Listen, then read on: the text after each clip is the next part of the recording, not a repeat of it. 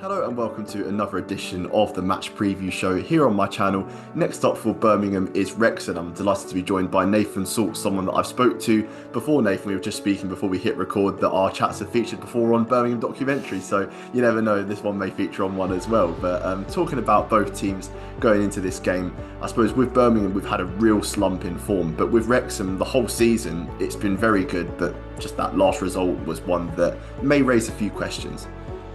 Yeah, really disappointing result against Southampton. I think a lot of people were, I don't know if sort of okay is the word, but they were able to digest it because Southampton are a team that I still think will finish second. I still think they'll finish in the automatics with I think they'll win out and beat Ipswich to the autos. So they are, absolutely sublime and play the best football in the division, I think. So it's fairly easy to legislate when every single player is better than what we have. But yeah, we had to take our medicine, and overall it's been great. I think we've had a really, really good season. From the outside looking in, Blues have been incredibly disappointing. Really, really disappointing. You finished, what, 19 points ahead of us last season, and we're something like 11 ahead of you going into this one. So feels like the pendulum has swung drastically in our direction. We went for experience and championship know-how more so than star power, and I think that's served us well. People draw a lot of parallels to Birmingham and Wrexham in the fact that we both came up from League One to the Championship.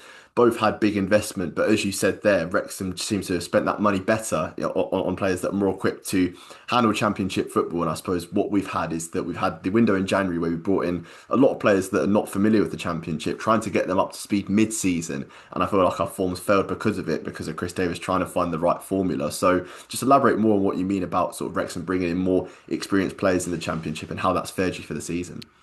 For example, brought in Josh Windass. I think he's excellent at championship level. 12 goals for us this season, sixth top scorer in the division. So I think that's on a free transfer. I think that's excellent business. Kiefer Moore, 11 championship goals. I think 13 all comps.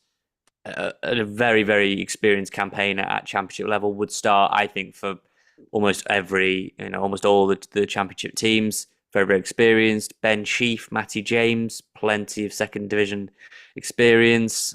Who else have we got? Dom Hyam played every single minute for Blackburn last season. Come in, has taken the captain's armband, plays all the time.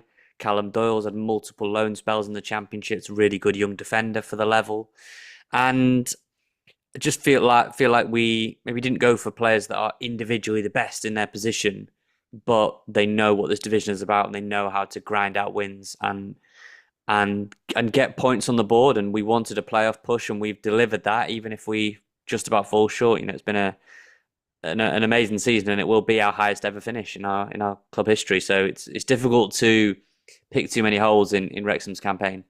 Because what I like as well about Wrexham is the continuity, the fact that you've had the same manager, Phil Parkinson, on this journey along the way.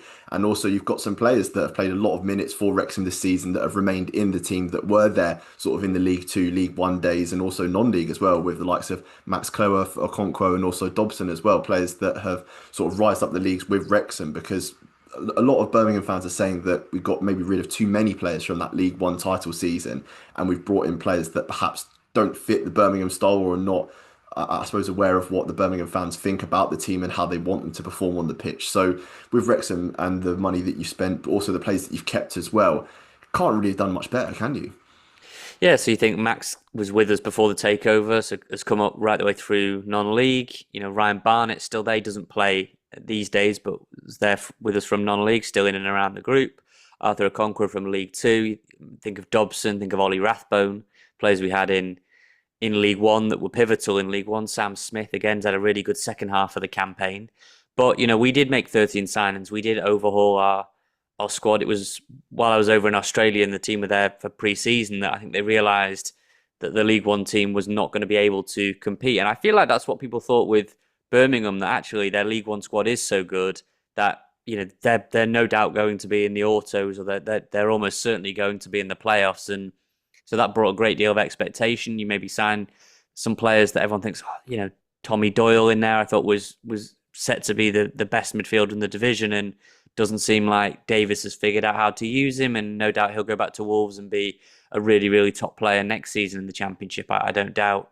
So definitely head scratching from the outside with Blues because individually a lot of players I like, but I just think as a group they don't seem to have the I don't know whether it's the solidity or just the nous to win games at this level where Wrexham have had that in so many close encounters. You know, we've lost 11 games, 6 of those by a single goal, and a couple of those defeats have come very recently where we've lost our entire midfield and it's become much trickier. You think of Southampton, you think of Watford, 2-2 at West Brom. So our results of late have tailed off, but for much of the campaign, we've been incredibly strong. And I would say that fighting spirit has still been there, which sounds a bit cliche, but you know, to come from behind in games, come from behind at Sheffield United away, come from behind at QPR away to win both those games.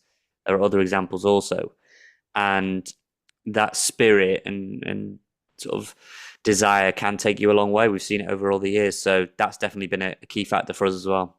Were the fans going into the season thinking of promotion again because you had the sort of run of promotions? Was it even a consideration this season, or was it kind of just at the start of the season, let's just play the first few games, see how we go? Because there was a few murmurs about the future of Parkinson, but they seem to be put to a side, and it's been a real successful season so far. So at the start, was there any thoughts about the manager or about whether promotion was even a possibility?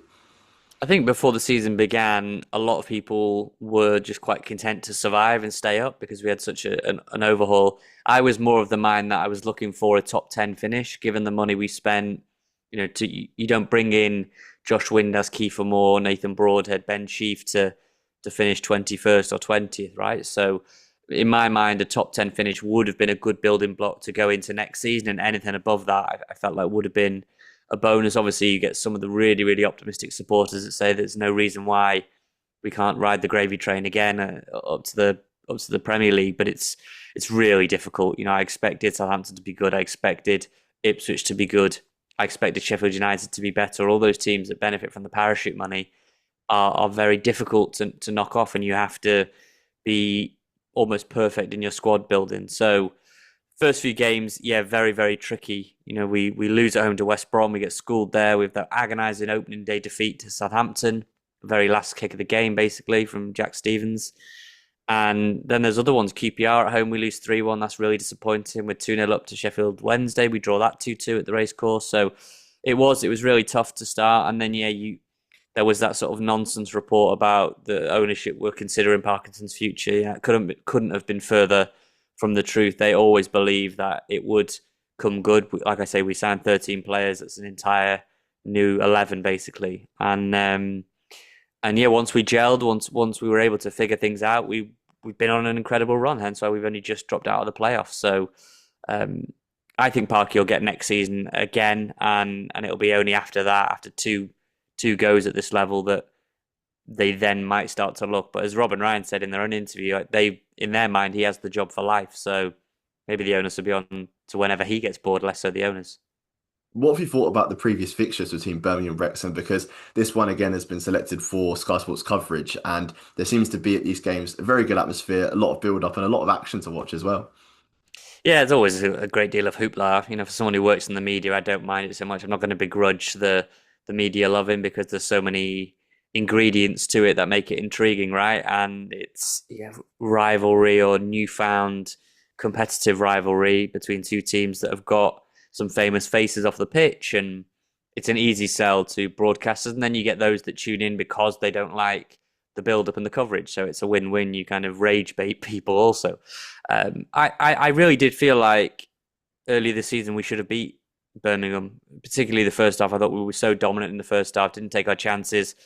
Birmingham rallied back. I thought Birmingham probably the better team edged the second half, and in the end, a draw was a fair result. But I really thought the first half we didn't take our chances. I thought we were comfortably the better team. And then I was talking on my podcast this week about reality checks and how Southampton was a reality check of how far we've got to go to eventually bridge the gap, whenever that may be. And I felt like we had that in League One when we went to St Andrews and we went to Birmingham, and we lost 3-1, and we took the lead in that game super early, if you remember. And I remember just after that, there was a set piece routine. I think it was Awata flashes one wide, and I vividly remember at the end with the away fans, and we never recovered after Birmingham equalised, and we never managed to get a grip of the game, couldn't get on the ball, couldn't get out, and we ended up getting comfortably beaten. Beckham's there, Neville was there, I think, Brady was there, McElhenney was there. And that was a bit of a wake-up call. Okay, right, we're not going to win this league by some distance. We need to improve to be the second best. So it'll be interesting going back there to see, because on paper we are the better team right now this season, right? But individually, you guys have a lot of good players. And I said on my podcast that I think for Chris Davis and for Birmingham, it's incredibly motivating, even though there's nothing to play for in the season, so to speak. I think there's a lot of motivation to beat Wrexham. So, yeah, I think that's a big motivating factor for you guys, that you will probably be desperate to beat Wrexham, whereas Wrexham, it's desperately trying to salvage a playoff bid. I think at the moment Chris Davis would be desperate to beat anybody because of the run that Yeah. we've been on. So yeah, the fact that it is Wrexham and the fact that it's a home fixture as well, we're just hoping to recapture some of that sort of excitement and ambition that was there, as you said, in that home fixture last season where you had sort of all the stars there. But I imagine that the likes of Beckham and Gareth won't be turning up for this fixture with not a whole lot to play for on Birmingham's side of It's things. it's interesting with Chris Davies because, like I say, I do sort of follow the sentiment of different clubs and different fan bases, and I think it's easier. A blind man could see that people are not big fans of Chris Davies right now, and you'll get some fans that do want to stick by him and others that want to see him go. I will say that Birmingham job is incredibly attractive. One of you would have to say one of the most attractive jobs in the EFL. I think Wrexham would be. I'm biased, obviously, but I would say Wrexham would be the most if that job ever came up, given the backing and the ambition of the owners. But similarly with Birmingham, new stadium plans. Birmingham have the capability to be a mainstay in the Premier League. If it can happen to Brentford and Bournemouth and Brighton, there's no reason why Birmingham, given their scope, couldn't do that. So it'd be really interesting. My gut feeling is that they probably will move on from Chris Davis, whatever happens between now and the end of the season. And that's not intel, that's just my opinion. But I think it's a very, very interesting job because it's such a big one and the level of ambition is so high. So, yeah, Birmingham and Wrexham, tough jobs to have when you have them because expectation is sky high. And for now, Phil Parkinson is I would say, exceeding expectation in our first year back in the Championship. You say about both jobs, I feel like there's so much potential with both jobs, isn't there, for sort of what it could be, and with both teams looking even higher than what they are at the moment and the rise that they've been on. So I'll ask you a quick cheeky question. Which team do you think will make it to the Premier League sooner, Birmingham or Wrexham? Ooh, it's tricky. It's tricky. I mean, if you'd have asked me that at the start of the season, I would have, I wouldn't have hesitated. I would have said Birmingham because it was really difficult to see Birmingham going off track. Which I know how difficult it is to get out of the Championship. It's why so many clubs chuck so much at it financially and often fall short. And you see this time every year the huge losses and the accounts and everything, and you can get 90 odd points and still not go up. But I really did think that Birmingham had a Championship squad in League One and would only go and add the jewels, the diamonds to an already very well established side. You made a lot of signings I liked. On paper, I really liked Furuhashi. Thought that was a great move. I really liked Doyle. Neither of those have worked out, seemingly. I really like Duksh up front. I mean, he seems to have done better than maybe the other two, but Prisk is there's a lot of players that I find intriguing, but I really like Furuhashi and I really liked Doyle, and yeah, it's head scratching to me. I haven't watched all the games, so I don't know if it's tactically or personnel or misfortune. I saw the Scandos decision at Ipswich. If that would have gone against Wrexham, say against Southampton, and we lost because of that, that would have had huge ramifications. So that's a long-winded way to divert from the question of who do I think is going to get to the Premier League first. I'll say I'll say Birmingham only because I think you will change the manager, and I think you'll be probably even more aggressive next season. I think because it's been a very humbling season, you're likely to finish in the bottom half, 14th, 15th maybe. I think the owners will be incredibly aggressive in the transfer market, not least with the coaching appointment, but also with the personnel. I think you So I'll have to say weigh up Birmingham. I think you have to weigh up as well, like you say about potential and of both clubs and everything. On paper, Birmingham have a team that could sort of progress in the next 2, 3 seasons, especially with the sort of age demographic of the players that we've signed, the likes of Priska and Solis, who are in like their early 20s. But the problem has been this season, settling them in midway through a season. And I feel like that's just not worked out for us. So that's But what. it's also like we're you can take a gamble on young players. They don't all pan out. So sometimes Wrexham went for the ready-made. The ready-made. It wasn't kind of make it yourself at home. Homemade. It was very much go out and get the ready-made thing in Kiefer Moore, in Josh Windass, and get immediate results. And you would have to say that approach has worked to a degree because we may end up missing out on the playoffs. You'll probably get another good year of those players. Can Wrexham add 1 or 2 pieces or 3 or 4 pieces to those? And also, if next season Wrexham's depth becomes, say, Josh Windass and Kiefer Moore, and you've got players better than them performing at a higher level, then you're in a really great position. I always bring up the example on my podcast about Coventry bringing on Jack Rodoni, Hadji Wright, and Ephron Mason-Clark as a triple sub. That's the level you're going to need. So if Birmingham's depth became Vicente, Pike, and Prisk, say, and you've got players outperforming those in the starting lineup, then you're in a pretty good spot. Whereas I think for both teams, they've gone down different roads, and maybe it's just not quite enough in year one, but that's also okay. I just think they're so ambitious, both clubs, that particularly Birmingham, I don't know if there'll be that much patience at the start of next season. If say you stick with Davis and it isn't going well, you're on the clock really with the money you're investing, and Wrexham similarly will want to get there sooner rather than later. Absolutely, a lot of pressure, I suppose, for both teams on the game with Wrexham chasing the playoffs and Chris Davis trying to save his job at Birmingham. So, going into the game, Nathan, what are you thinking for a score prediction? Wrexham need to respond, absolutely, but I think Wrexham will be prioritising keeping a clean sheet.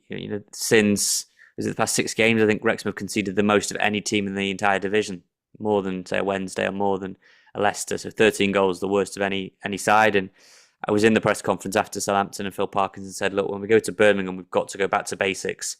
So I think they will be trying to be quite resolute. So I'm going to go with a 1-0 win to Wrexham. I think it'd be a very, very cagey, very tight game, deliberately set up by Wrexham to frustrate the crowd, try to turn the home crowd, who are already quite restless. And I imagine Chris Davis will be looking to get that fast start. And if that doesn't come, then I would say it's advantage Wrexham. I actually think this game's going to be a bit more open because I looked at the Blackburn game on Friday and I knew going into that one that one goal would settle the game. It'd be 1-0 to either team, and Blackburn ended up winning that game 1-0. But with the Ipswich game on Monday, I felt like we were a bit more open and Chris Davis slightly adjusted the style to be more forward thinking, and we were unlucky not to come away with anything in that game. And you saw the refereeing decision or the assistant referee decision about the Osborne did it cross the line, didn't it? I feel like with the game going into this one, you say about Wrexham stats conceding goals, and I feel like with Birmingham, I'm not confident about our defence, but I'm actually a bit more confident about our attack. So I'm probably going to go with a 2-2 draw. There's been a lot of draws in our meetings. I think it was the game at St Andrews where we won, and then the rest of the games have been draws, haven't they? So it seems to be a game where a point apiece is the most common thing, and I'm going to go for a 2-2 draw. It'll be interesting. I mean, Wrexham will obviously know what happened in the Southampton derby game. That has huge ramifications on the playoffs. Hull going to Sheffield United. We will know the results. So it's an interesting one where Wrexham will know exactly. A point won't be enough either way. Wrexham need to go and win the game, but also if every team has won and we start to think this is probably out of our reach now, I just think the way Parkinson spoke about his entire emphasis was on keeping things tight, keeping things contained, getting a clean sheet. I just wonder how cavalier he will go because he went very aggressive, very man-to-man press against Southampton, and we got schooled. And yes, Birmingham have had a very disappointing season, tough season, but they have people that can pick you off. We're not particularly strong defensively at wing back. I mean, I don't know who the wide players will be, but if it's Vicente and Osman, that could be incredibly damaging for Wrexham. So I don't think Parkinson will suffer fools. He will show a great deal of respect to Birmingham. And it'll be a case of, can we play on the counter-attack? You will dominate the ball, no doubt. And what can we do in behind if it's Sam Smith, if it's Ollie Rathbone? Yeah, I'm just hoping it's a good occasion. We'll take a lot there into the away end, and Just hope everyone is good-natured fun for all involved, nothing too sinister. I'm really intrigued to see how this game goes, and thank you so much for your chat, Nathan. Just let us know what you're doing across your socials and the different channels that you work for, because I know you're the co-host of the RobRyanRed podcast as well as a writer covering Man United and the England under-21s. Yes, yeah. So write for the Mail, cover. I've done loads of EFL over the years, but I mainly write about Man United now, which who knows, it might not be long before Birmingham are playing them regularly. And Ethan Laird, I have a lot of time for as well, and also for England under 21. So obviously James Beadle's really interesting. We don't probably have time to go over him entirely, but I covered him in great detail last summer when England won the under 21 Euros. He's a really good lad. His family are great, and I know people care about results. And it's been interesting from afar to see the Birmingham admin talking about Beadle saves, and I've been going to look up some of his amazing saves, and some of them have been incredible. I know at Wednesday there was a difficult time where he got dropped and fans turned on him. I know there was a period at the start of this season, I think, correct me if I'm wrong, where Birmingham fans seemed quite frustrated at his performances, but it seems like he's found a groove, found a rhythm from what I can see. People saying that they like his performances and they really like him now, and he's kind of cemented himself in there. So yeah, that's a slightly tenuous link, but covered him extensively last summer. He's a really good lad. He's a young goalkeeper. He's got a lot of promise. Just stick with people like that. Goalkeeper is a very hard position and it's unforgiving. And he's got a lot of self belief and he's very mentally tough. So I think you've got a good one there. Touching on that actually, because you've picked up on something interesting. So with the Birmingham job next season, I feel like if Chris Davis goes, I could see a likely situation where Birmingham eye up Lee Carsley because he's someone that has played for the club before, was captain of a promotion winning side, and he knows a couple of the players in our team as well, such as Beadle and Jay Stansfield. What do you make of Lee Carsley as a management, and have you sort of picked up on anything that may suggest that he's interested in going back into club management? Yeah, I mean, I spoke to him very recently. I met him in Birmingham very recently for some lunch. That was good fun, and he was very very good company. He's an excellent man first and foremost, and he's a brilliant coach, and he surrounds himself with very good coaches also. And he doesn't like having too many yes men around him. He does like to be challenged. He devolves a lot of power to the coaches. So you saw Ashley Cole develop immensely over 5 years. He's now kind of got that Cesena job in Serie B, and others that work with Carsley are so sort of pleased to work with him and speak so highly of him. Players that work with him, Adam Wharton and Kobe Mainoo and James Garner and loads of others that have worked with him have gone on and done very well. You've seen Lewis Skelly getting to work with him now. He's just an excellent person to have around your club. The standards he sets are incredible. And he's also, because he's dealt with a lot of young players, he's also very progressive in his style. I don't think he's an old school manager. I wouldn't say that at all. He's very tapped in to how young players are now. Many of them can be very introverted, can take criticism very harshly. And yeah, he would be an excellent appointment. Whether he would want to leave a good job with England, I don't know. Couldn't tell you right now, but he's very ambitious. I know he's around the Birmingham area quite a lot. And as I said to you before, I think that Birmingham job is one of the best available out there, club jobs right now. So, or not right now, if it was to come available after Chris Davis. So, never say never. If you get Lee Carsley, I would be, from a Wrexham point of view, I would be chuffed for Lee, but I would be very jealous because he's very, very talented. Because he's someone that knows the area, has worked with the club before. He was interim at one point and then also worked with the youth team. So for me, if things don't go to plan with Chris Davis between now and the end of the season, he'd be my pick for the next managerial role. But yeah, time will tell about that one. Yeah, Birmingham have just got to make sure one thing with Wrexham, we always say among our fan base, the best signing Wrexham made in the takeover era was Phil Parkinson. Probably the least flashy manager we could have gone and got, because you could easily have gone and got a Wayne Rooney type. You know what I mean? You're seeing John Eustace now do incredible with Derby, and Derby could still make the playoffs. That's not a coincidence. Blackburn did really well under Eustace. Also, Birmingham did well under Eustace until they unceremoniously got rid of him. So it's about getting a manager that isn't going to, get you an advert in GQ magazine, but is just going to get you results on the training pitch. Carsley would do that. Eustace does that. Parkinson does that. And I don't want to knock Chris Davis too much, because I thought in the documentary that you mentioned before, I thought he came across very well. I really like Davis, and I think he is talented. but sometimes it doesn't work out also, and there are sliding doors moments you don't get forever. But I do like Davis. I do want to put that on the record. I do think he'll have a good future in the game, but sometimes those unfashionable, for want of a better word, managers are worth their weight in gold. So I think if Birmingham do end up changing Chris Davis, don't go starry-eyed again. That would be my message to the owners. Like, be logical about what it is. Go and get a top level championship manager, and then you can always change it in the Premier League, right? So don't run before you can walk with these things. If the documentary makers are watching and watching back Let's this video see. is maybe an omen for the future. Thank you so much for your time, Nathan, and thank you everybody for listening to the show as well. I'll have more match previews coming between now and the end of the season of what little there is left, and keep right on.